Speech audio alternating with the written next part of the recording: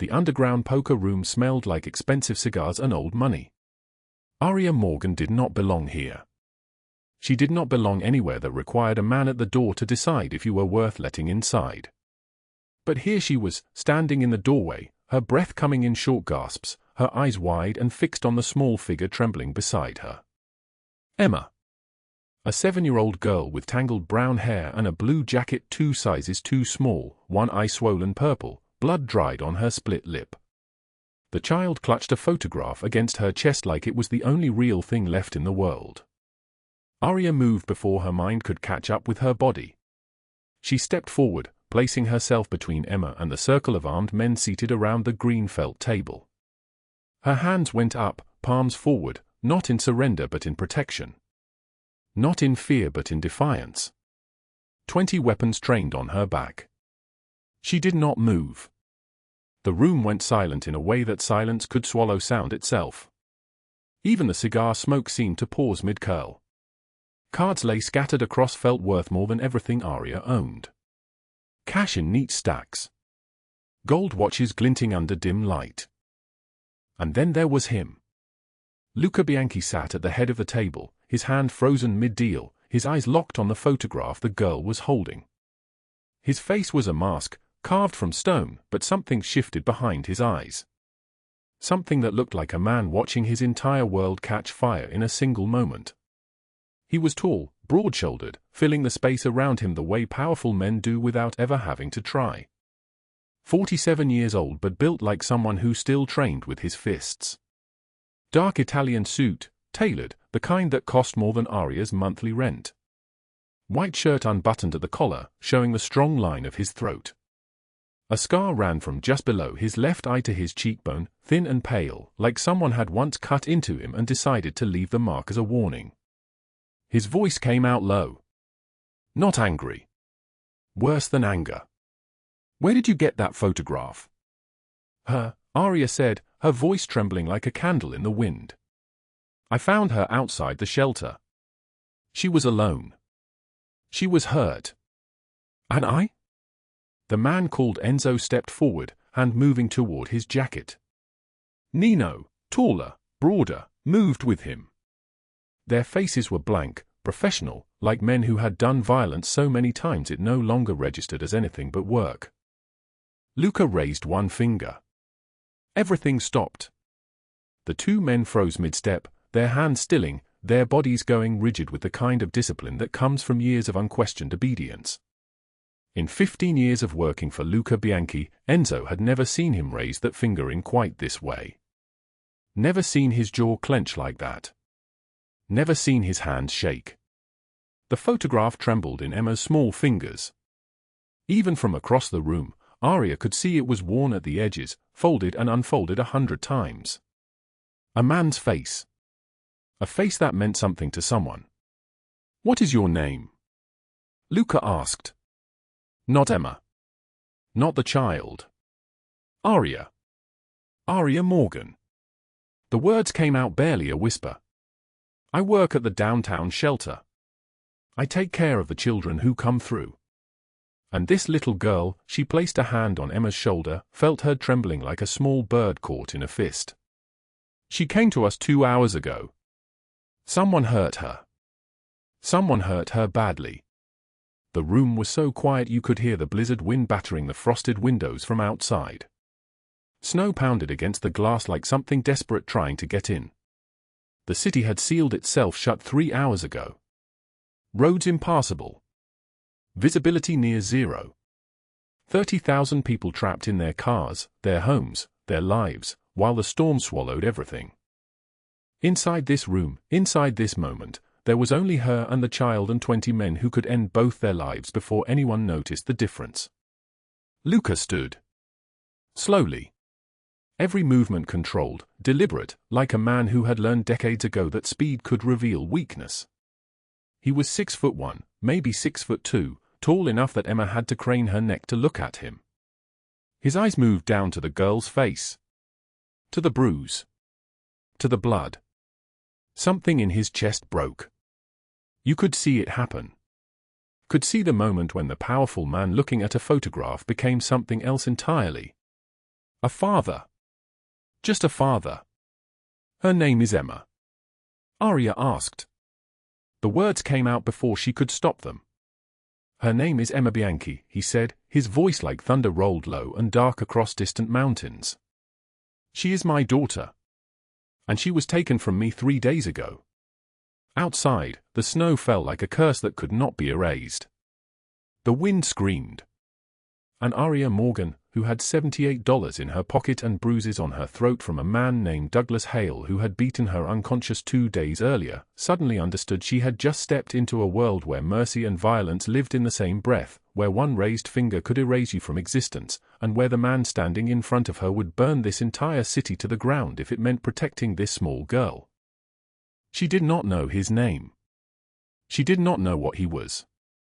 She only knew that she had placed herself between this man and his daughter, and that a single moment, a single decision to move instead of to run, was about to change everything. But what she could not have known, not yet, was that this blizzard had sealed the city for a reason. That in the next 72 hours, her life would splinter into before and after. That Luca Bianchi would show her a kind of love that moved like a blade through all her defenses. That his enemies would come for her. That she would learn what it meant to matter to someone who could move mountains with a phone call. If you are still with us, you are seeing why this story matters. Drop a like if Aria's courage resonates in you. Share this with someone who needs to believe that sometimes a stranger's kindness can change everything. Subscribe so you do not miss what happens next, because what comes now will shatter your heart and rebuild it into something stronger. Now, let us go back. Back to 3 days earlier, when Aria Morgan's life was measured in double shifts and leftover meal trays, when she had no idea a small girl would arrive at her shelter with a photograph of a man she had never seen, when she was still invisible, still nobody, still sleeping in her car with the heat running low because she could not afford both rent and her sister's medical bills. Back to where this story truly begins. The shelter's basement was cold in a way that cold penetrated your bones and settled there. Aria had learned to ignore it. She had learned to ignore many things. The way her back ached from bending over hospital beds. The way her fingers had gone raw from industrial soap. The way her eyes felt permanently gritty from 48-hour shifts.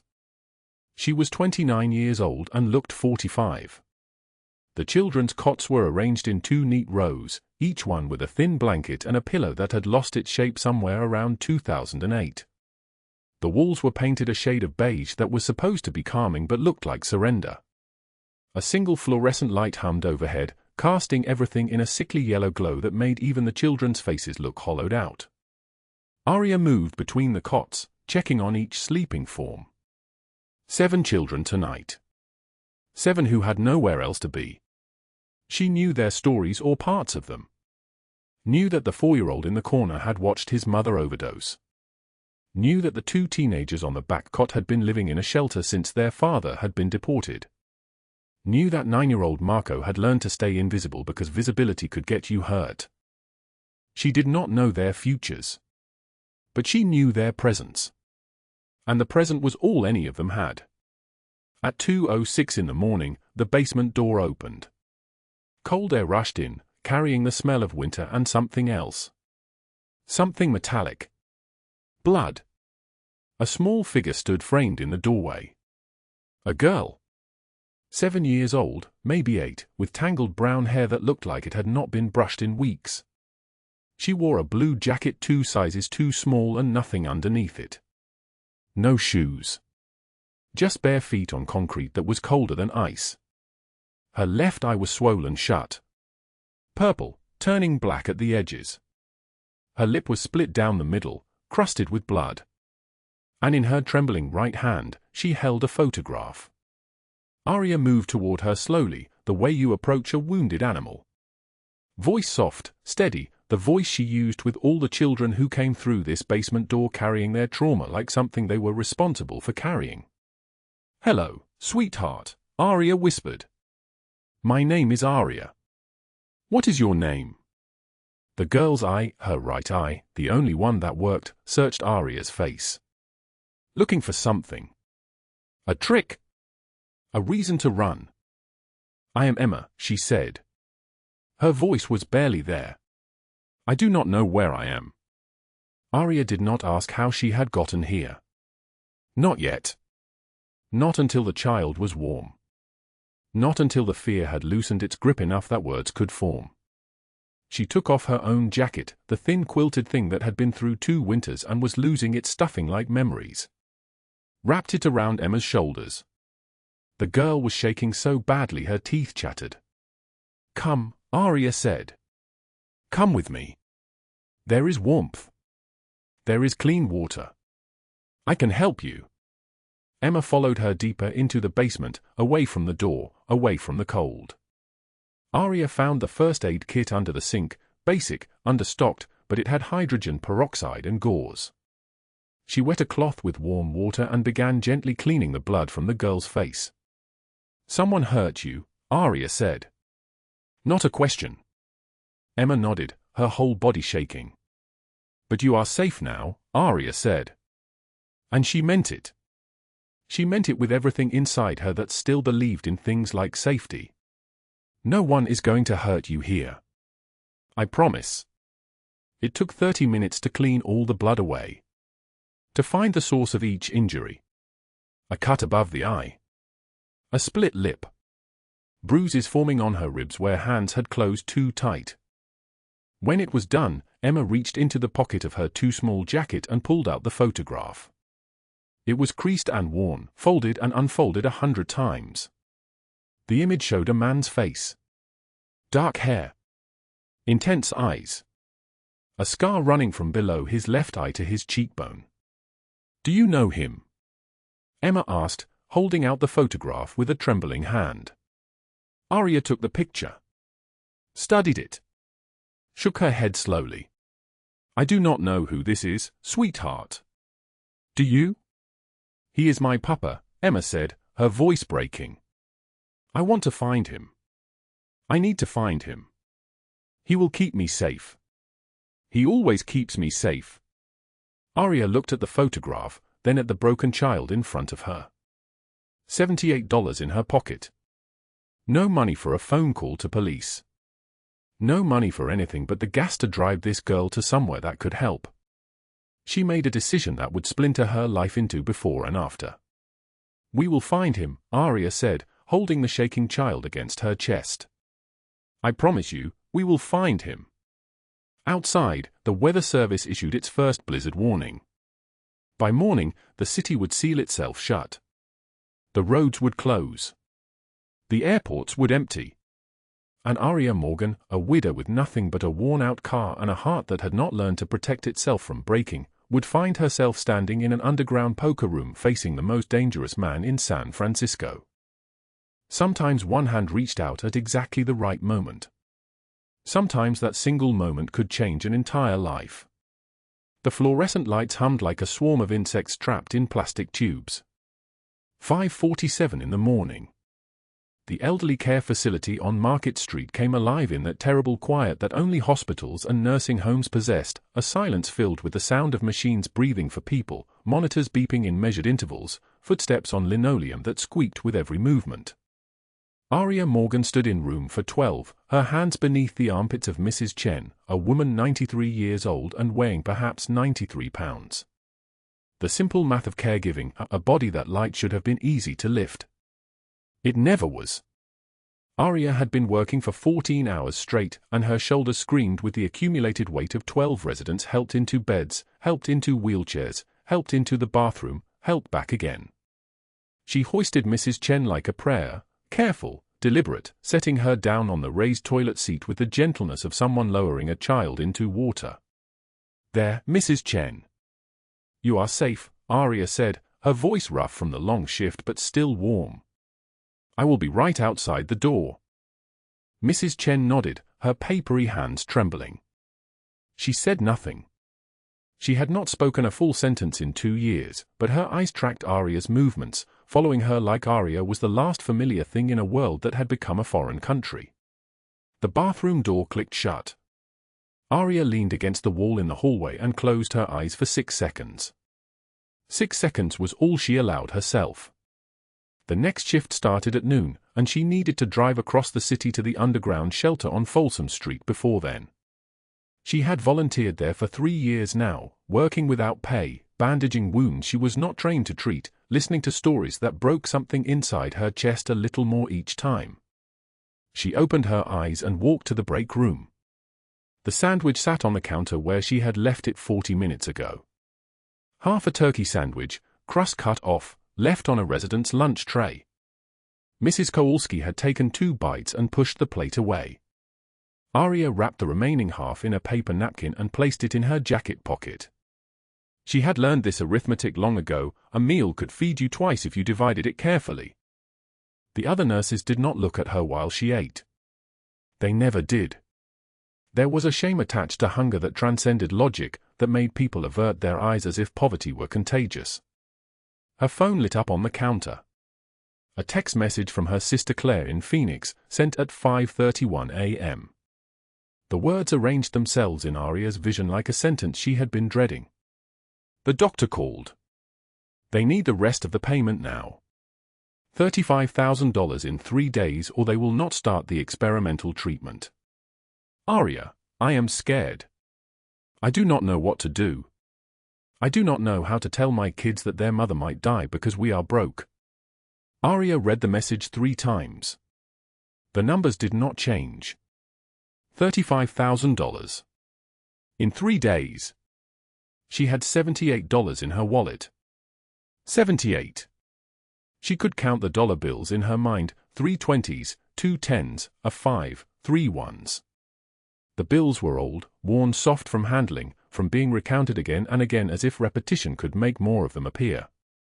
She sat down on the plastic chair in the break room. No one else was there. The room smelled like burnt coffee and the ghost of 10,000 microwaved lunches. She typed a response to her sister with thumbs that felt like they belonged to someone else. I will find it. I promise. I will find the money. Take care of yourself. Take care of my nieces. I love you so much. She hit send before she could think about whether the promise was a lie. Then she gathered her things: the jacket with a hole in the left pocket, the shoes with the sole coming loose on the right heel, the bag containing everything she owned that mattered, and clocked out at 6:17 a.m. The parking lot was dark. Her car was a 1998 Honda Civic with a cracked windshield that spiderwebbed across the driver's side like a map of somewhere broken. 214,000 miles on the odometer. The engine turned over, caught, settled into its familiar cough. She sat in the driver's seat with the engine off, saving gas, and checked her banking app on her phone. $340.22. That was everything. Rent was $900, due in 6 days. Utilities were $134. Insurance on the car was $210. Food, gas, her phone bill, the numbers did not add up. They never added up. She had learned to live in the margins of the impossible. In the sun visor above her head was a photograph tucked into the edge of the mirror. A man with dark eyes and a gentle smile, his hand resting on her shoulder. Michael.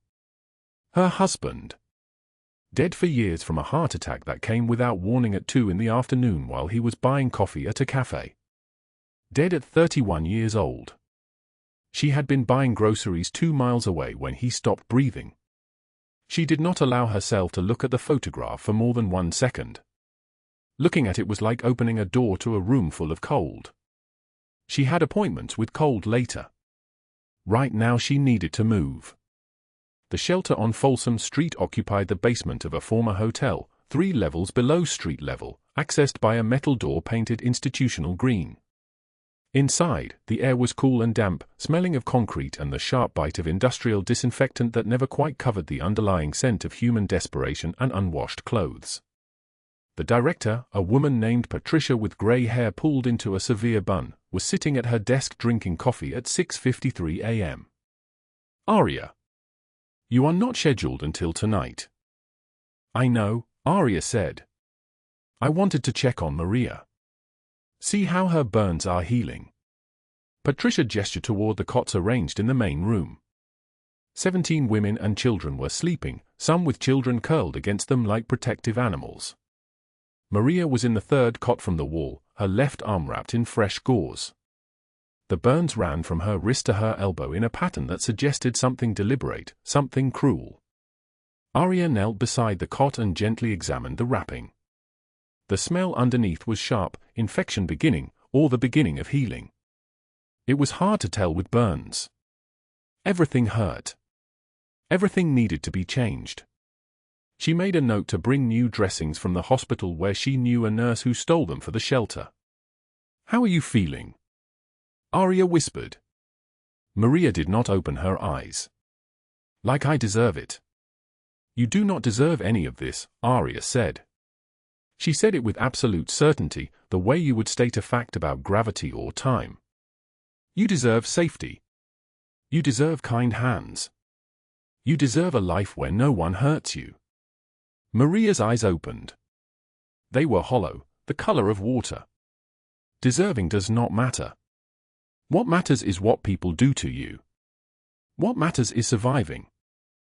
Patricia called from the desk. "Aria, there is someone you should know about. He came by last night. Asked about residents. Very specific descriptions.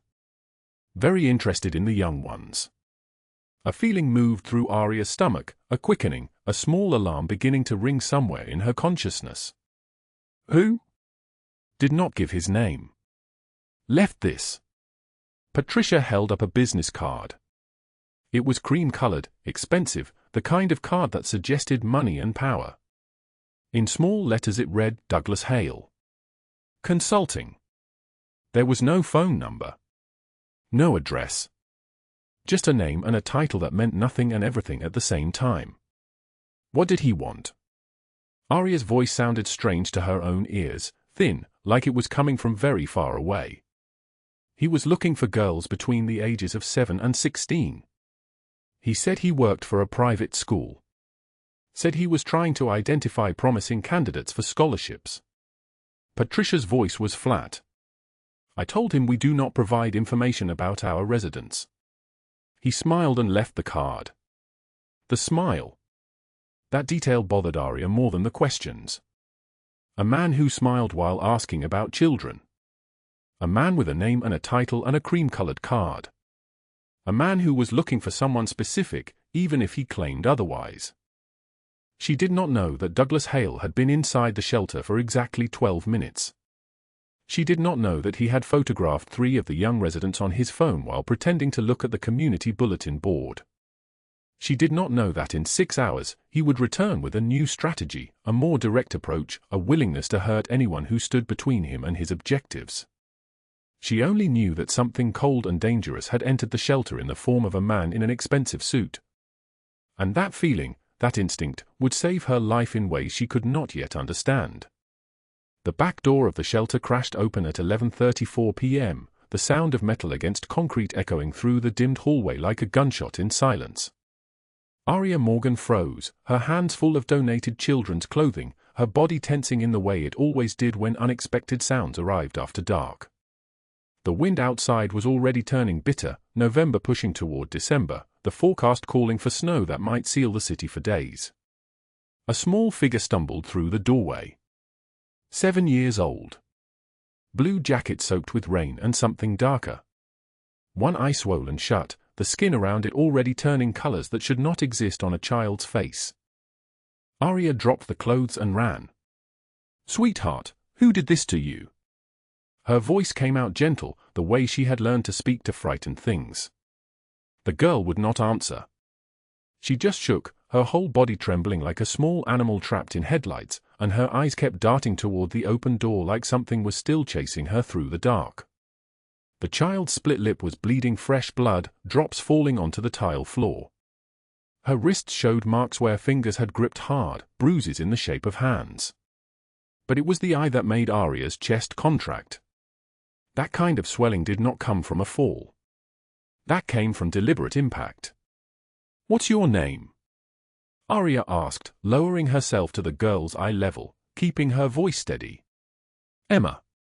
The word came out barely audible, shattered glass. "Emma, I need to call the police. They can help you." Emma's head shook so violently her whole body convulsed. "No police." He said no police or, her voice broke. She could not finish the sentence. Aria did not push. She had worked in the shelter long enough to understand that sometimes what was unsaid carried more weight than any confession. She led Emma to the bathroom, filled the sink with warm water, found the first aid kit Patricia kept on the shelf behind the toilet paper. Her own hands, calloused from years of cleaning, caring, working double shifts, moved with practiced gentleness. She cleaned the girl's face, watching Emma flinch at each touch, speaking in a quiet stream of soft words designed to calm rather than comfort. Comfort implied safety, and they both knew that was not guaranteed. The cold water turned pink, then red, then pink again as fresh blood mixed with old. Emma's breathing slowly steadied. Aria found clean clothes 3 sizes too large and helped her change out of the wet, ruined jacket. It was only then that Emma reached into her pocket and pulled out a photograph, creased and worn from being held so tightly that her knuckles had turned white. She extended it to Aria with shaking fingers. The man in the picture was perhaps 40, dark hair swept back from a sharp jaw, eyes that seemed to cut through the photograph itself. He wore an expensive suit, the kind that signaled money and power and things that existed in worlds Aria had never inhabited. His face was handsome in a way that suggested danger. "This is your father?" Aria asked. Emma nodded. "I need to find him. I need to find my daddy. Please." Aria looked at the photograph again, at the features she did not recognize, at the name written on the back in childish letters, Daddy. She did not watch the news about organized crime. She did not read about the underworld of San Francisco. She only knew that a child was terrified, hurt, and calling for her father. "We'll find him," Aria promised, pressing the photograph gently into Emma's small hands. "We'll find your daddy." She had no idea what she was promising. Across the city, in an office on the 42nd floor of a building that overlooked the bay, Luca Bianchi sat in darkness with only a single lamp burning on the mahogany desk in front of him. 72 hours. 3 days since Emma had disappeared from her school, pulled from the playground during afternoon pickup by a man the teacher could not quite describe. 3 days of every resource burning, every contact burning, $2 million in bribes and informants yielding nothing but silence. His knuckles were bleeding. He had put his fist through the wall behind his desk, the plaster crumbling like his control, and he had not bothered to clean the wound. The pain kept him sharp. The pain kept him awake. Enzo and Nino stood by the window, watching the city lights blur below them. In 15 years of working for Luca Bianchi, they had never heard his voice sound like this, raw, hoarse from shouting orders, from threatening men who deserved to be threatened. The FBI would not help. They wanted him behind bars more than they wanted to find a missing girl. The police were compromised. His own resources, vast and deep, had hit a wall of silence that felt like a death sentence. 5 years ago, Marco, Luca's own brother, had betrayed the family. Sold them to the Rossi organization for money and safety. For mercy. Luca had faced a choice between forgiveness and survival, between the brother he had loved and the family he had sworn to protect. He chose survival.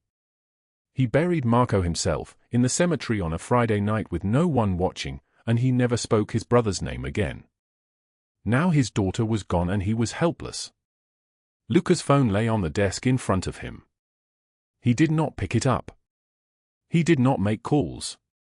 He simply sat in the darkness and waited for news that would not come. For a miracle he had stopped believing in the moment Marco's body went into the ground. The next morning, Aria took Emma to the first police station. The desk sergeant barely looked up from his computer. He saw Aria's bruised throat first, the handprint marks from Douglas Hale's attack 2 nights ago still visible, fading from purple to yellow-green. He made an assumption and stopped listening after the first sentence. "We'll file a report," he said, not meeting her eyes. "It'll take time." They left with a case number and nothing else. The second police station was different. The detective who took the photograph studied it for exactly 3 seconds before his face changed. The shift was subtle but absolute. His jaw tightened. His eyes went cold. "Where did you get this picture?" His voice had turned sharp, edged with something dangerous. It's her father, Aria said.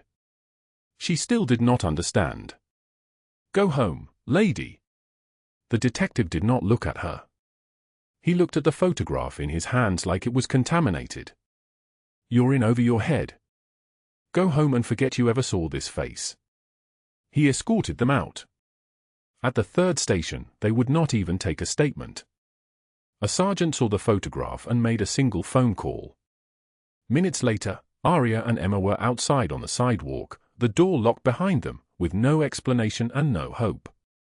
Aria realized then that something was wrong. Something fundamental and dangerous. But she did not know what, and not knowing terrified her more than any certainty could have. That afternoon, the snow started to fall. Aria had withdrawn $300 from her bank account that morning, leaving her with $78 to her name. She was planning to leave San Francisco, to drive north, to disappear with Emma until they could figure out what to do. But the snow fell thick and fast, the kind that closed highways and stopped traffic, the kind that sealed a city from the inside. They were walking down Mission Street when the black SUV pulled to the curb. Douglas Hale stepped out, the cream-colored business card she had never seen now having a face. 47 years old, blonde hair, expensive coat, and that smile. That smile that did not reach his eyes. Two men stood behind him, hands resting casually in jacket pockets where weapons waited. I'm looking for someone, Hale said, approaching slowly. Young girl, 7 years old, wearing a blue jacket. There's money in this for you. $5,000 just for information.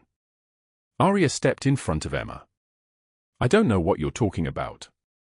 You're sure? Hale's smile widened. Because I'm very motivated to find this particular child. Very motivated indeed. Aria grabbed Emma's hand and turned to walk away. His hand shot out and gripped her shoulder exactly where the bruises already existed from their first encounter. Pain exploded through her body, white-hot, radiating down her spine. She gasped.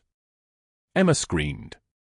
I wasn't asking, Hale said, his voice dropping to something that sounded like velvet wrapped around knives. Tell me where she is. Aria broke free, yanked Emma close, and ran.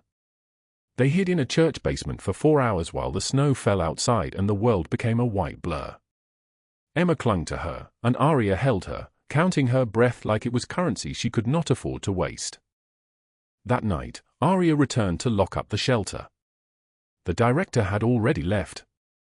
The building was silent except for the wind outside and the faint sound of the city breathing through its 1,000 doors and windows. Hale was waiting in the shadows. His fist came first, connecting with her left eye. The socket exploded in pain, vision whiting out, her head snapping backward against the wall behind her. She tried to scream but his hands were already closing around her throat, thumbs pressing against her windpipe, cutting off sound before it could form. Last chance, he said, his face inches from hers, his breath smelling like cigarettes and coffee. Where is the girl? Aria could not breathe. She clawed at his hands, her nails drawing blood from his wrists, but his grip only tightened. Black spots bloomed at the edges of her vision. You're protecting Luca Bianchi's daughter, he whispered, and those words landed harder than any fist. And you don't even know it. When he finds out, he'll kill you himself. He dropped her. She collapsed to the concrete floor, gasping, her throat on fire, her eye swelling shut. One of his shoes came down hard against her ribs and pain screamed through her chest. 24 hours, Hale said, his voice fading as he walked toward the door. Tell me where she is or I take you instead. He left. Aria lay on the cold floor for 18 minutes before she could move. She crawled to the bathroom and saw her reflection, barely recognizable. One eye swollen shut. Handprints blooming purple on her throat. Blood on her teeth. But Emma was hidden upstairs and still safe. She did not call the police because Hale had said those words like a promise, tell the cops and the girl dies. The blizzard hit early the next morning, the roads closing within hours, visibility dropping to nothing. Aria tried to drive north but her car died on 3rd Street, the engine making sounds like something suffering, like something coming to the end of its ability to survive. The temperature was dropping. They had no heat. They had no money. They had nothing. A man in an expensive cashmere coat approached through the snow. Tall, broad-shouldered, dark hair silvered at the temples. He moved carefully, each step deliberate, giving them time to see him coming. "You look lost," he said. It was Enzo, Luca's lieutenant, who had been searching every street for 3 days.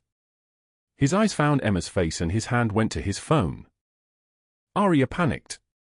She grabbed Emma and ran toward the nearest building, toward the stairs descending into darkness, toward the underground poker room where Luca Bianchi was sitting with $200,000 stacked in front of him and the weight of a missing daughter crushing his chest.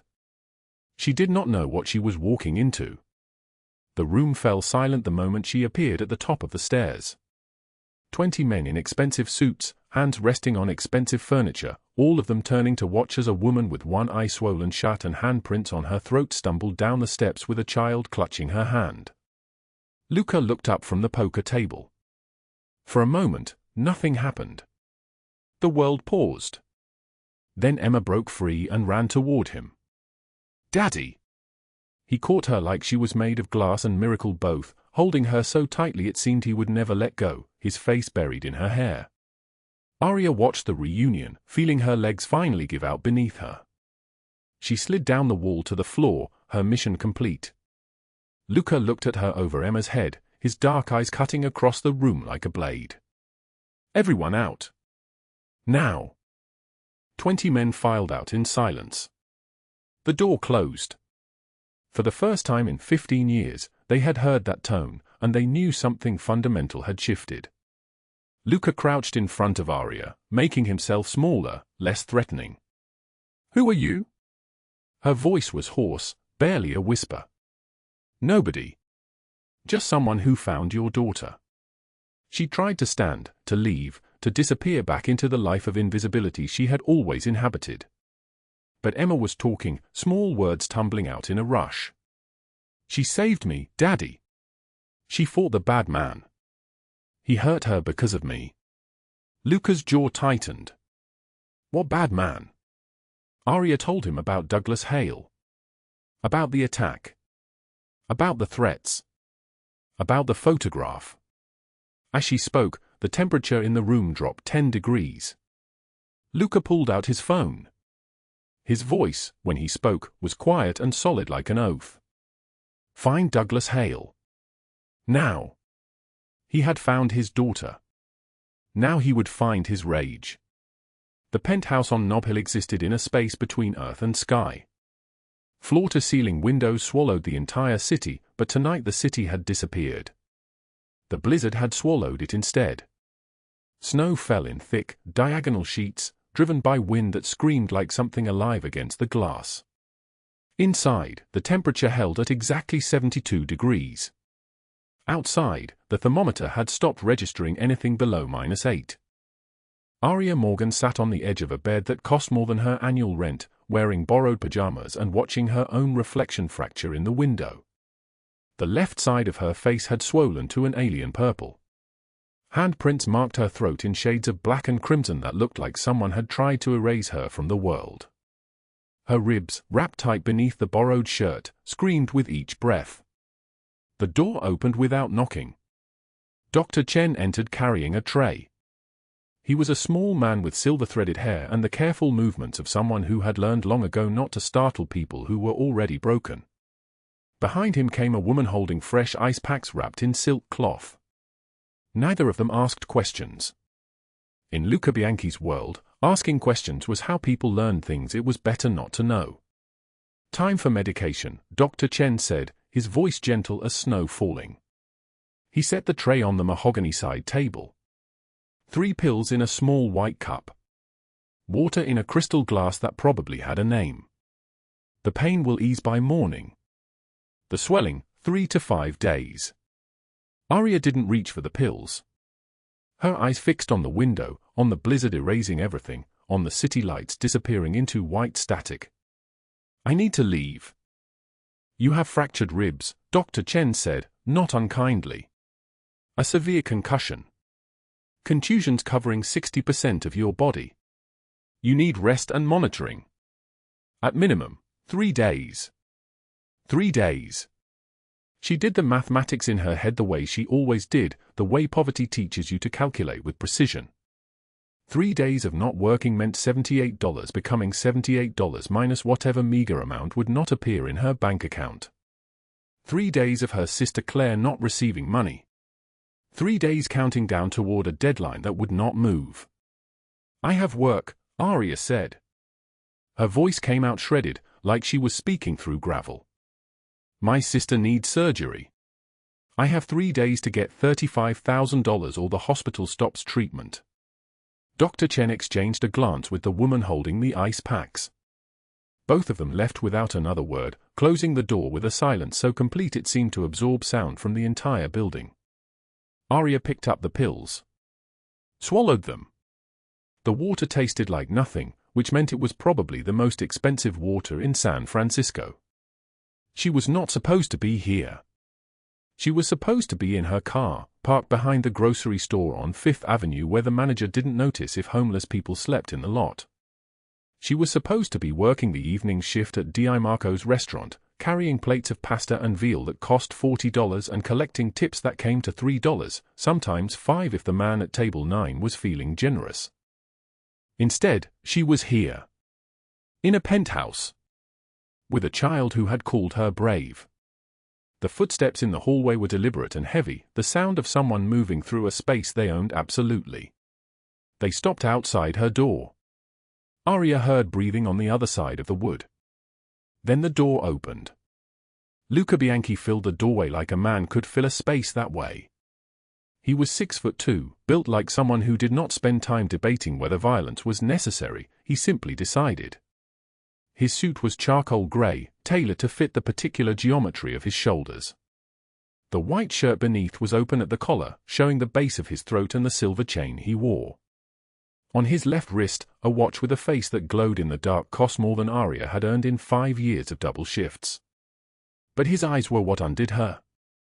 Dark gray, like a storm that had learned to think. Right now they were looking at her with an intensity that made her want to disappear into the window. Emma is asleep, he said. His voice was low and solid, like an oath spoken in a church. She asked me to check on you. Aria straightened, pulling the borrowed pajama top higher on her shoulders as if that would somehow make her less visible to him. Tell her I'm fine. I'll be gone by morning. I shouldn't be here. I can't, she tried to stand. The ribs screamed. She sat back down. Luca crossed the room and sat on the edge of the bed without asking permission. The mattress shifted under his weight.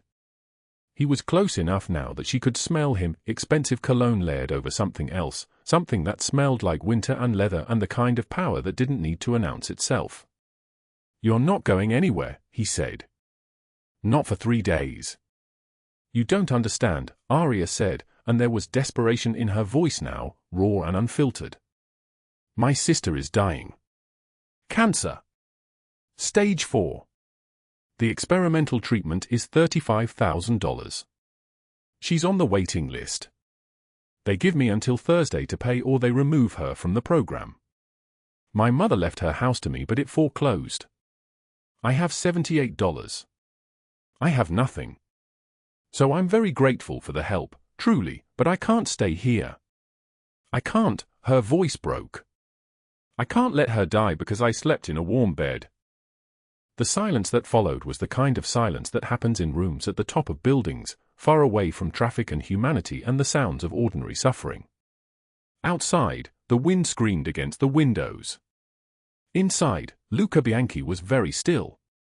What is your sister's name? He asked. Claire. Claire Morgan. She's at Phoenix Medical Center in the cardiac wing. Room 612. He stood, pulled out his phone, and typed something into it. The screen glowed against his face. He moved to the window and stood looking out at the blizzard, one hand in his trouser pocket, the other holding the phone like it was made of something dangerous. Get some rest, he said. Your sister is going to be fine.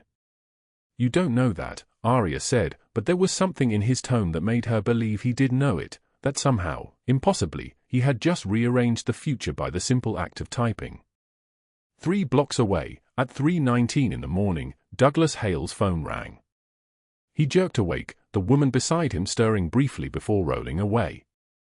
The number on the screen was blocked. He answered because men like Hale answered all calls. Men like Hale believed they were untouchable. The moment he said hello, the silence on the other end should have told him something was wrong. But he was already falling asleep again when the apartment door exploded inward. They came through like water finding a crack.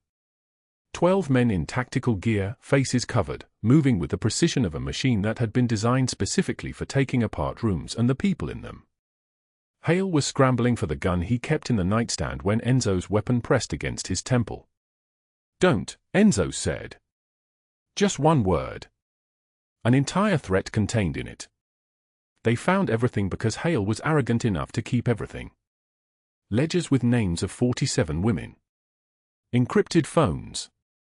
Falsified documents that traced his operation back through a web of accounts and shell corporations.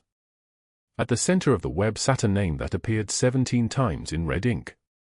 Cordelia Blackwood. The woman's face was in the society pages of the Chronicle twice a month. Charity galas. Cultural Foundation board member. Her picture hung in the city's most expensive restaurants next to senators and tech billionaires.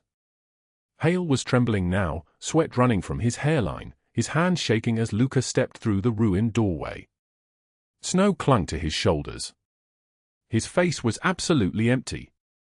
"You put your hands on a woman who protected my daughter," Luca said conversationally. "You strangled her. You left marks on her throat that I will see every time she breathes for the next 6 months." Hale's knees buckled. His voice came out in a whimper. "I didn't know. I swear I didn't know she was." "Federal prison," Luca said. 40 years. Attempted murder, human trafficking, racketeering, conspiracy. The FBI will have an anonymous tip in exactly 1 hour. You will be arrested at dawn. Your operation will be dismantled. Every name in these books will testify against you. He paused. Death would be too quick. Too easy. Too merciful. I want you to rot. Hale collapsed completely, his body folding like something had cut through him. He was sobbing, the predator unmade into just a broken man, and Luca turned away from him as if he had already stopped existing. At 5:32 in the morning, federal agents flooded Pier 27. They found 6 women locked in shipping containers. They found ledgers detailing hundreds more. They found equipment designed specifically for torment. The operation that had stolen 47 lives was dismantled in the space of 3 hours. Douglas Hale was led out at dawn in handcuffs, his face collapsing into itself, every camera in San Francisco capturing the moment the terrifying predator became simply a broken man. The news outlets would run the footage all day. Cordelia Blackwood was still asleep when federal agents arrived at her mansion on California Street. She was still holding her champagne flute when they handed her the warrant. The house arrest order came by evening. Her assets frozen. Every social connection severing like cut wires. The society pages replaced her charitable photographs with mug shots. By midnight, she was not a society matron anymore. She was a federal defendant. A woman who had financed the destruction of lives. Back in the penthouse, Aria Morgan stood at the window at 2 in the morning on the second night, unable to sleep despite the medication. The blizzard was finally breaking. Patches of dark sky showed through the clouds. She was holding a photograph. Her late husband Michael, younger than he had any right to be, smiling at someone off camera. He had been gone for years. The cancer had taken him in 6 months flat. He had been the one who knew how to fix things, how to make money stretch, how to believe that tomorrow might be better. She whispered to his photograph, "What kind of person am I becoming? Putting a child in danger, getting beaten, now taking charity from a criminal. You would be ashamed." The door opened. Emma, in pajamas too big for her thin frame, padding in without fear. She climbed onto the window seat and took Aria's hand. Can't sleep? The child asked. Aria shook her head.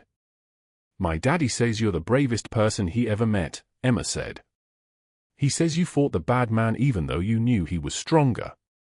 Aria laughed, but it came out shattered. I'm not brave. I'm just, she couldn't finish. Emma squeezed her hand. You saved me when you didn't have to. That's what brave is. That small hand in hers, that tiny declaration of absolute certainty, pulled Aria back from the edge of a cliff she hadn't realized she was approaching. The morning light broke through the blizzard around 6 in the morning. The storm was finally passing. The city was beginning to emerge from white static back into itself. Luca entered the guest room carrying an envelope. Inside was a cashier's check made out to Claire Morgan. $35,000. Phoenix Medical Center. Experimental Treatment Fund. The amount of money that had seemed impossible 48 hours ago was simply sitting on the mahogany table, real as gravity. Aria stared at it. I can't accept this, she said. Luca set it carefully between them. It's not charity. It's a debt paid. You gave me back my daughter. This is what she's worth to me. Outside, the first rays of sunlight touched the windows. The blizzard was gone. The city had returned. And Aria Morgan, who had started this week with $78 and no hope, was holding her sister's life in her hands. Sometimes one hand reached out at the right moment can change an entire life. 1 week after the blizzard melted into memory, Aria Morgan stood in the doorway of a cream-colored bedroom on the second floor of a secured facility in Marin County, watching an elderly woman with silver hair arrange photographs on a nightstand with trembling hands. The woman's name was Rosa Bianchi. She was 73 years old but looked like she had lived 100 years. Her eyes were the same storm gray as her son's, but where his burned with control, hers flickered between moments of terrible clarity and vast, echoing confusion. You're the one, Rosa said without turning around. Her voice was papery, fragile as old linen. The one who saved Emma. Aria nodded, though Rosa could not see her. Yes, Mrs. Bianchi. Call me Rosa. She turned, and her grip on the photograph frame tightened. My son doesn't trust easily anymore. Marco broke something in him years ago. But he trusts you. Rosa's eyes focused with sudden intensity, like a candle flaring before it gutters. That means something. The facility was called Mercy House, a private clinic in Sausalito where the wealthy warehoused their dying relatives with the gentleness that money could buy. Floor-to-ceiling windows overlooked the bay. The air smelled of lavender sachets and antiseptic. Aria's job was simple on paper: caretaker for Rosa Bianchi, $28 an hour, 5 days a week, private room, security clearance included. Triple what she had earned at the care home. Enough to send Claire $2,000 monthly for her ongoing treatment. Enough to stop counting pennies. Enough to breathe. What Luca had not said, but what hung unspoken between them that morning he offered the position, was that it was also protection. The shelter was no longer safe. Douglas Hale had associates still breathing, still angry, still dangerous. Here, behind locked doors and security cameras, with men in dark suits stationed in the parking lot, Aria was untouchable. The money was real. The job was real. The safety was the part that required gratitude Aria was not yet ready to give. She helped Rosa into her chair by the window. The bay spread out below them, grey-green and restless, and Rosa's hand stilled as she watched it. Tell me about your sister, Rosa said. It was the third time she had asked in as many days, but her tone suggested she had no memory of asking before. Her name is Claire. She's 26. She has lymphoma, but she's responding to treatment. The doctors say the scans are clear now. She's in Phoenix with our parents, and every week she gets stronger. Rosa reached out and took Aria's hand. Her grip was surprisingly firm. You came here with nothing and saved my granddaughter. Now your sister will live. That is not luck, Aria. That is the universe correcting itself. She paused. When my son looks at you, he looks like a man who has found something he did not know he was searching for. Heat crept up Aria's neck. She did not know how to respond. Luca visited on Tuesdays and Fridays. Always in the afternoon, always in an expensive suit that cost more than Aria's monthly rent. He would sit with his mother for an hour, listening to her repeat stories about Marco, about his father who died when Luca was 16, about the restaurant his parents owned in North Beach before everything changed. After, he would find Aria in the kitchen or the garden, and they would talk about nothing important. Claire's latest scan. A book Rosa had enjoyed.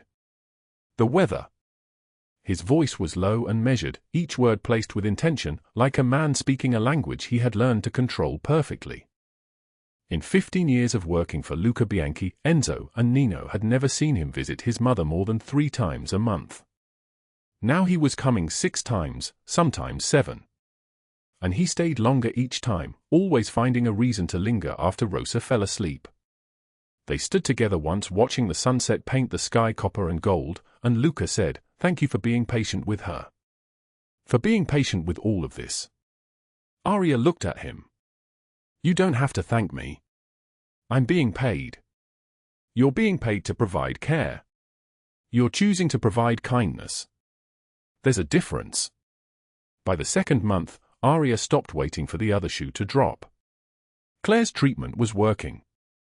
Her latest scan showed the tumors shrinking. Their mother called with joy in her voice, something Aria had not heard in years. And small impossible things kept happening. Her car, which had needed a transmission repair for 3 months, was suddenly fixed. The landlord of her new apartment never raised the rent. The hospital billing department mysteriously applied a discount to Claire's medication costs that saved $300 a month. Aria told herself it was luck. The kind that came when you stop drowning long enough to see the shore. It was Rosa who finally gave her the answer she had been avoiding. It was a Tuesday, one of Luca's visiting days, and Rosa was having one of her clear afternoons. Her mind was sharp as broken glass. She grabbed Aria's wrist as Aria was preparing her lunch. "My son is in love with you," Rosa said. "Mrs. Bianchi." "Rosa. And do not deny it. I have known Luca for 53 years. I have seen him build an empire with his bare hands and his will. I have seen him make choices that would destroy lesser men. I have never, not once, seen him visit a woman when she did not ask him to. I have never seen him arrange his life around someone else's needs. Until you." Aria set down the plate of soup. Her hands were shaking. "He saved me. That's all this is. He feels responsible." Rosa's grip tightened. "He does not do anything because he feels responsible. My son does things because he has decided they matter. And he has decided that you matter." She released Aria's wrist. "The question is not what he feels. The question is what you are ready to feel in return." That night, Aria did something she had not done in 8 months. She cried. Not the hard, panicked crying of someone drowning, but the slow, aching tears of someone who has finally stopped long enough to count what they have lost. She cried for the years she spent terrified. She cried for her sister's sickness. She cried for the man who was a criminal and a father and gentle with his mother and patient with her, and she cried because she was afraid that caring for him would mean losing everything she had rebuilt. The next morning, Luca came early. Rosa was still asleep. He found Aria in the garden, and without asking, he sat beside her on the stone bench where she always took her lunch break. "My mother told you," he said. It was not a question. "Yes. I'm sorry. That was not how I wanted." He stopped. Started again. 8 months ago, I pulled a woman and a child out of danger. I told myself it was because of Emma. Because she was my blood and she was hurt. But that was not the truth. The truth is that you fought a man 3 times your size knowing you would lose, because you believed a child you had just met was worth more than your own safety. That taught me something I had forgotten. That strength is not about power. It is about choosing to protect what matters, even when you are afraid. Aria did not look at him.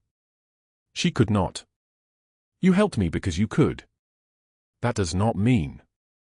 You had $78 in your pocket, Luca interrupted.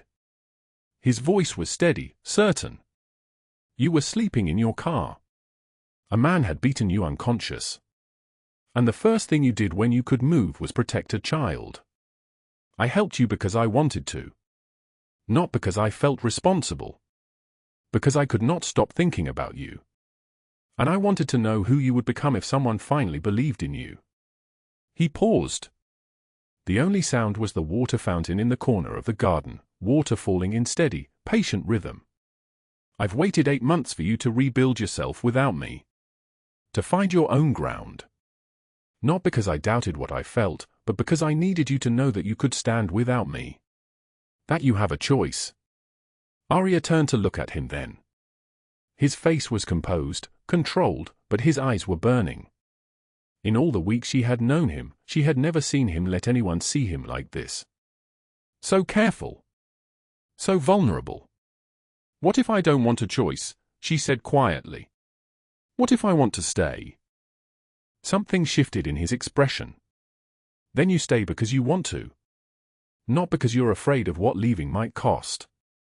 The morning light broke across the garden, touching his hands, his face, the silver watch on his wrist that cost more than her old annual salary. Aria reached out and took his hand. His grip was warm. Solid. Real. I love you, she said, and meant every word with the weight of 8 months of surviving, building, choosing to live instead of just existing. Not because you saved me, but because you taught me how to save myself. The city beyond the garden walls was beginning to wake. Traffic sounds drifted up from the street below. A seagull cried out from somewhere near the bay. And in that moment, neither of them knew that everything was about to change again, that one more chapter was waiting, that the ending they had earned was still being written. But for now, in the morning light of a garden overlooking the bay, a man who built his life on control and a woman who had learned to live on hope held each other like they had finally found what they were searching for all along. This story teaches us that even in the darkest moments, love finds a way. If you believe that, hit like and subscribe. Leave a comment and tell us how this story made you feel. Thank you for staying with us until the very end.